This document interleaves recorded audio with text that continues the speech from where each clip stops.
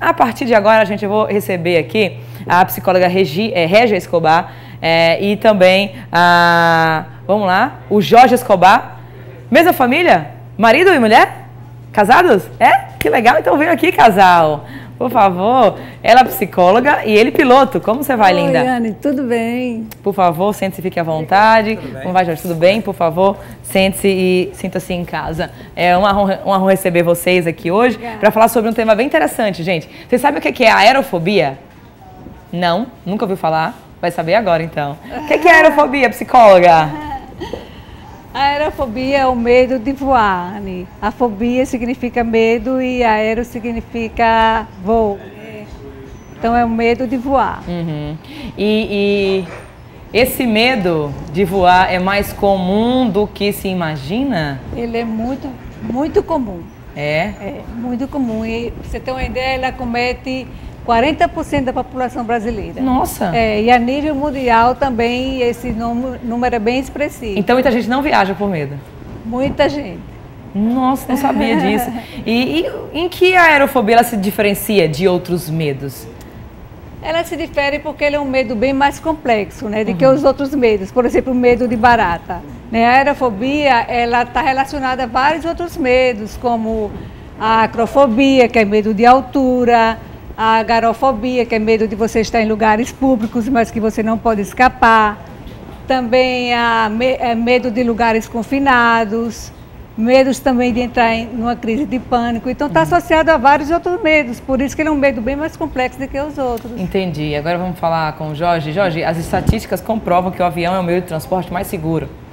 É difícil até falar nisso, né, quando a gente se recorda dos últimos acidentes que nós tivemos.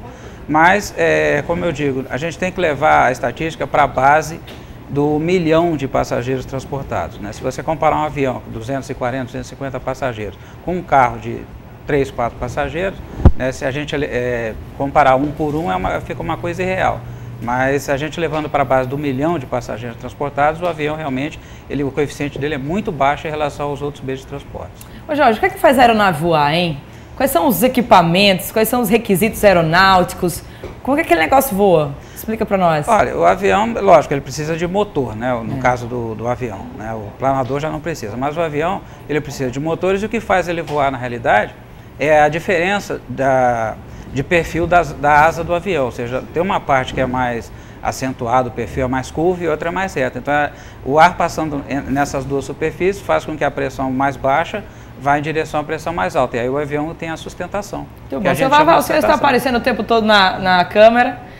Põe esse negócio mais para cá, seu Vavá, depois o senhor aparece aí, porque ninguém vai prestar atenção no piloto. Vai saber o que é que esse homem que está aparecendo ali atrás está fazendo. Ele está tentando ali consertar um teclado. Daqui a pouco você conserta isso aí. Muito bem. Além disso, além de toda essa mecânica e toda, quando a gente está dentro do avião, tem alguns barulhos típicos estranhos a bordo. Eu gosto, sabe, daquele, dá uma emoção, aquela turbulênciazinha, mas nessa hora todo mundo pira, né? Vamos pra psicologia agora. Nessa hora aí, quem tem medo, quem tem aerofobia, diz, vou morrer agora. Fica muito mais alerta, né? O aerofóbico, ele fica muito mais alerta em relação a esses sons, né?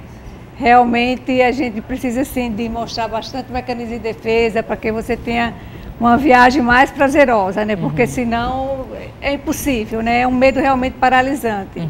Aviões de pequeno porte, eles sofrem mais, né? Esse tipo de... A gente pode comparar o avião como um barco, né? Então você está num mar um pouco agitado. Um barco pequeno ele vai balançar mais do que um barco grande, né? Do que um navio. Então o avião segue a mesma proporção. Um avião grande, no caso do avião comercial, de passageiros, ele balança muito menos do que um avião pequeno. Essa turma toda recebe um treinamento maravilhoso, né? Tanto os pilotos, comissários, todo mundo em situações de risco.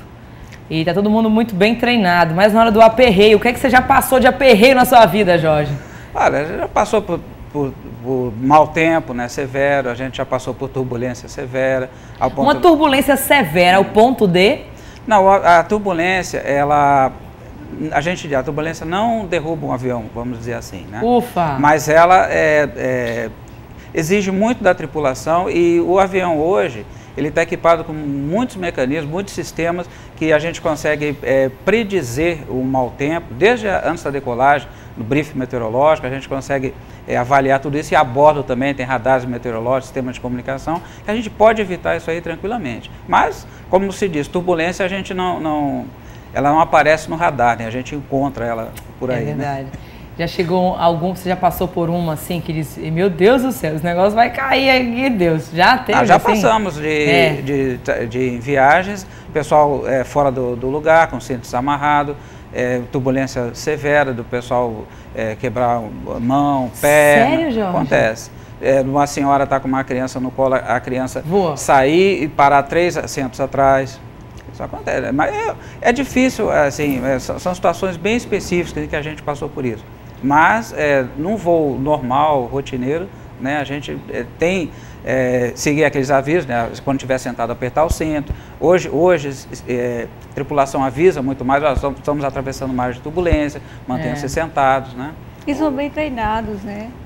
O treinamento da tripulação e os sistemas a bordo das aeronaves são muito modernos hoje, a gente consegue evitar quase que 90% disso aí. Muito sem bem. problema. E como é que você consegue trabalhar, Régia, essa crença aí, esse medo, né, de voar?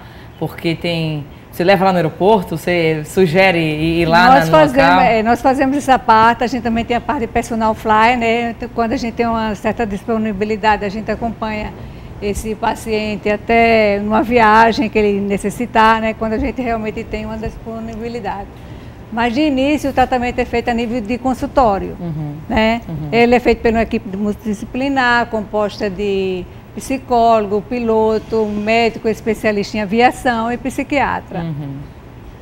Muito bem. O Jorge, voltando para você, raios, tempestades, esse negócio todo aí, como é que vocês administram isso? A gente contorna tudo isso. O radar ele mostra bem. Ele mostra mesmo? É um radar colorido, dependendo da intensidade. E a probabilidade desse radar parar? Bom, a aeronave hoje ela tem sistemas redundantes, duplos e até triplos, dependendo da importância. E o sistema diretor de voo, ele em média a gente pode visualizar em 3 posições diferentes o tempo na rota, né? Então é muito difícil a gente ficar sem esse radar. E mesmo que fique, aí entra a experiência e o treinamento do piloto, né? Muito e bem. Onde tem um relâmpago, onde tem um raio, ali provavelmente está a parte mais forte da formação. A gente vai para um lado que não tem aquilo. Ô Jorge, você é piloto há quanto tempo? Tem 30 anos. 30 anos, E você, Régia, casada com um piloto. Vida de esposa de piloto não é fácil.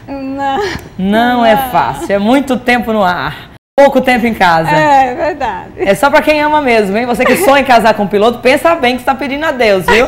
Porque eu tenho amigos, pilotos, até de companhias internacionais, da Emirates, entre outros, eles não têm vida não. O piloto tem vida não, né, Jorge? Tá, mas graças a Deus já parei nessa fase. Não, ufa! Estamos vendo agora a colheita, a melhor parte. Agora estou só na consultoria, só prestando consultoria para ela. Mas a vida de piloto não é fácil. Não é fácil. É um trabalho, né, como outro qualquer, exige um pouco mais afastado. Não, outro qualquer não é mesmo, meu amigo Jorge. É desafiante demais, fica muito tempo longe da família. Sim. E quem é piloto ama aquilo ali, não tem quem faça mudar, né? Não tem como. É verdade. Não tem como. Outras profissões até sim, mas eu nunca vi tipo, eu era piloto e agora eu sou, por exemplo, empresário. Não conheço isso, não conheço. Deve existir certamente muitos casos assim, mas é uma vida de dedicação muito forte, né? É bem interessante isso. Ô, Régia, você acha que dá para se trabalhar? Isso, lógico, é uma pergunta assim muito subjetiva, mas em quanto tempo eu posso administrar essa aerofobia? Olha, com essa equipe, né, eu confesso, Ana, que como psicóloga, eu chegava a um ponto do tratamento onde havia algumas lacunas no tratamento que eu necessitava de dar algumas respostas e não conseguia passar. Não por incompetência, mas porque isso é competência de outros profissionais. Por exemplo, a parte técnica do avião. Eu não conseguia responder. Então, daí a necessidade da equipe multidisciplinar. No caso do piloto, ele conhece toda essa parte técnica para informar isso ao paciente. À medida que ele faz isso, o paciente fica bem mais aliviado, fica bem mais confortável em saber como é que é a dinâmica, né, do voo, o que você pode fazer para ter uma viagem realmente sem muitos traumas, vamos dizer assim. né? No caso da psiquiatra da nossa equipe também, o caso da medicação, que a lei brasileira não permite ao psicólogo prescrever, né? Então temos a psiquiatra onde ela faz essa parte. Caso julgue necessário. E a parte também da médica especialista em aviação, que o Jorge pode até falar melhor. O mestre é uma especialidade que pouca gente conhece, ela é assim, bastante restrita às Forças Armadas, né? Eu sou coronel aviador também da aeronáutica, né? Então essa parte de medicina de aviação, ela começou um tempo atrás, existe um Instituto de Medicina Espacial, né, da aeronáutica lá no Rio de Janeiro. Então os médicos militares, né, que desejarem fazem essa especialização e aí a gente passa então para o paciente nosso toda a parte da fisiologia do voo.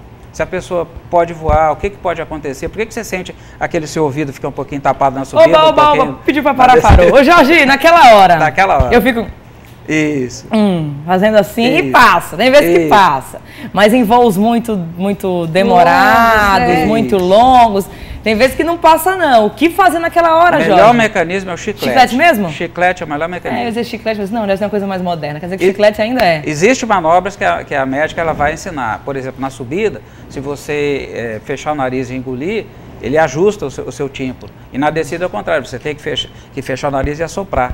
Né? Mas são mecanismos que são bem explicados. Compressão e lá. descompressão. Isso, exatamente. Né? Coisas que se usa no mergulho, você usa no voo também. Né? Exatamente. Muito bem, falando em mergulho, se você vai viajar, é bom conversar com o seu mergulhador, né? Porque não é recomendado que você mergulhe e voe automaticamente. Passar algumas horas, né, Jorge? Tem isso tem que também. passar pela câmera, se for um mergulho muito profundo, muito tempo, né? Passar pela câmera de descompressão e depois 12 horas a 18 horas, né, pode fazer Lembre-se disso, você está em Natal passeando, a passeio ou vai viajar, mergulhou e voar não pode ser bem assim. Você deve esperar algum tempo para que isso possa acontecer. Também tem algumas patologias, né? Se você tem algum problema cardiovascular, cardiorrespiratório, o ideal é que você não faça essa viagem. Antes você tem que realmente se medicar, falar com a médica especialista para poder porque pode potencializar essa patologia no voo e a pessoa ter algum problema também. Por isso a importância da médica especialista em aviação. Ô Jorge, você já viajou tanto, está aqui contando história. Então você que está em casa, se você tem aerofobia, procura ajuda. Jorge está aqui 30 anos até hoje, só contando história, dando entrevista na TV, dizendo que é o coronel da aeronáutica, poderoso.